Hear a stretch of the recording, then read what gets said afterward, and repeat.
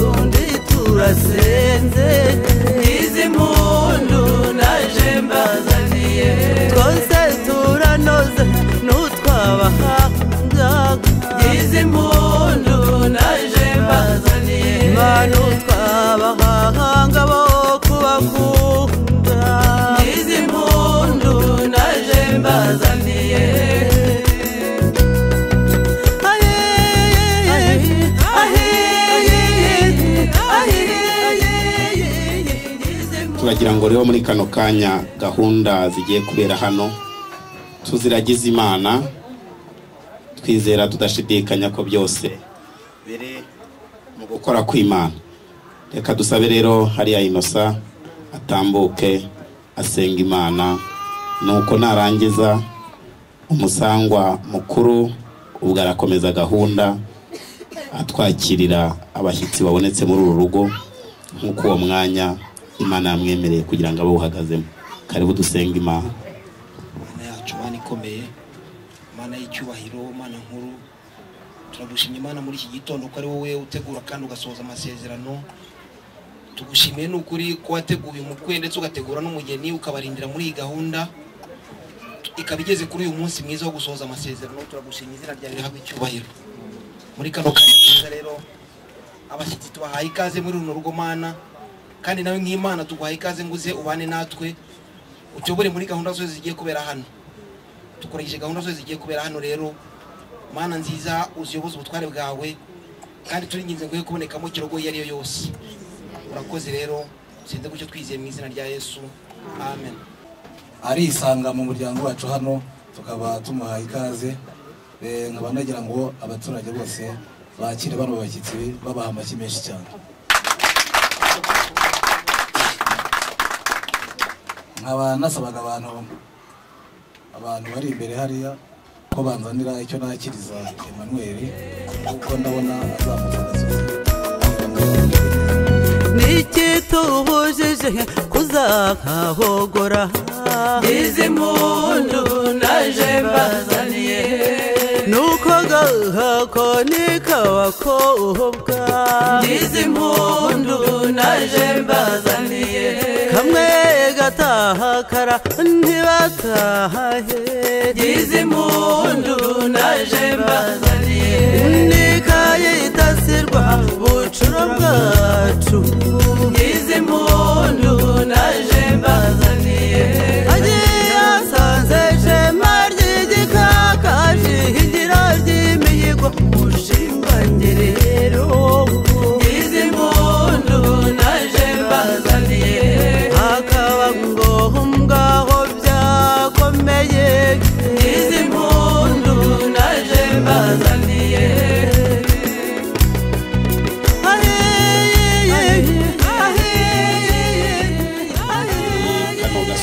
Kandi byari bifite impamvu, nuko rero umusaza Emmanuel amaze kwakirwa arifuza kugira ngo akomeze aganira.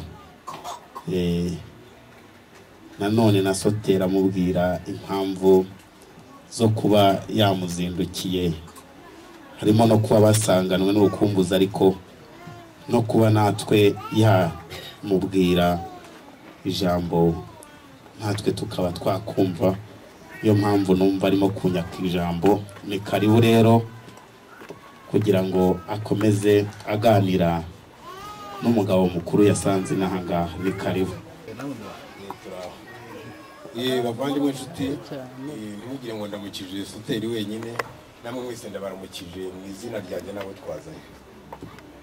Gusa muri make turaramukanya, turishima nk'uko dusanzwe, ariko nza ku butumwa bw'umusore wanjye yari yantumye kuko yashimye umugeni hano mu rugo rw'Abazina Emmanuel, ambwira ko yahabonye umukobwa akeneye kubaka, umwana ndamwemerera.